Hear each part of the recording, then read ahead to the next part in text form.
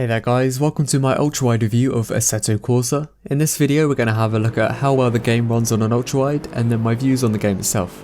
I really like Assetto Corsa. It's a very realistic racing simulator and it's great for fans of those types of games. It's really challenging to master but really rewarding once you get the hang of it, and I'll keep coming back just for its realism.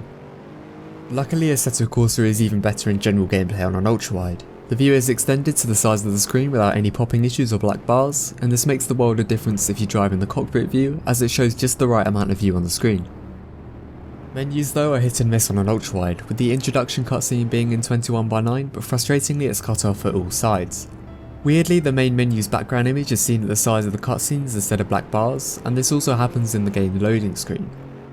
In the main menu itself, the background image clearly doesn't fit, so is repeated again, creating a bit of a weird effect, but it's nothing major. Fortunately, where it matters, when you're driving, the game menus work perfectly, and even the custom HUDs extend properly to the sides. There is another minor issue to do with the menu though. It is a bit laggy to navigate, and while this isn't a specific issue to ultra-wides, this is an annoying issue that has existed for such a while now. In terms of performance, this isn't the best looking game in the world, especially compared to Project Cars, Forza or the Dirt series, but it definitely looks good enough to get the job done. It's fairly well optimised and I can manage almost max settings at 3440x1440 on my GTX 970. This isn't the most demanding game, so people with lower end cars will be able to run it fine. So I give the game a 4 out of 5 for its ultra-wide support, with only the cutscenes and some of the menus being in need of improvement. As for my views on the game itself, Assetto Corsa manages to combine ultra-realistic physics with enough cars and tracks to keep you going. The physics are some of the best in the racing genre, and it's miles ahead of Gran Turismo or Forza as a real driving simulator, making them feel like Need for Speed. The sound design is phenomenal, and the graphics look really good. It's such good fun to play, and it's so rewarding when you beat your best time or try an entirely new car because the handling is so advanced. Every car and track feels different to drive, and the attention to detail here is just fantastic.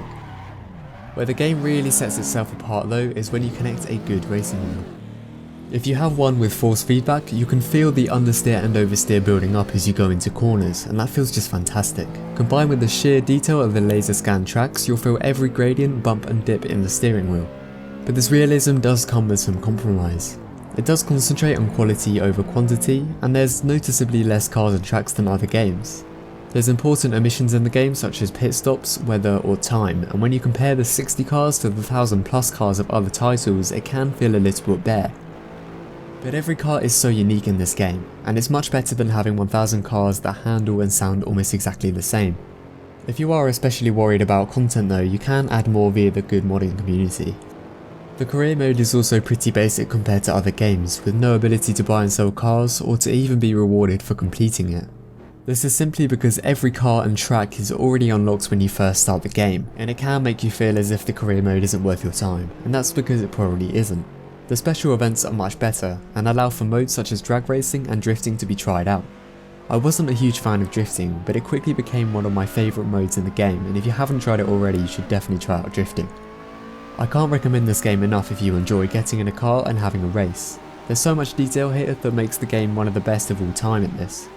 However, if you want a bit more and would rather trade realism for a bit more content, games such as Project Cars and Forza would be a better fit for you, especially if you don't have a racing wheel, and Project Cars does this especially well on the PC. So I'm feeling a strong 8 out of 10 for this game, and for more ultra-wide reviews head over to my channel, subscribe if you would like to, and recommend more games for me to review next in the comments. Thank you for watching.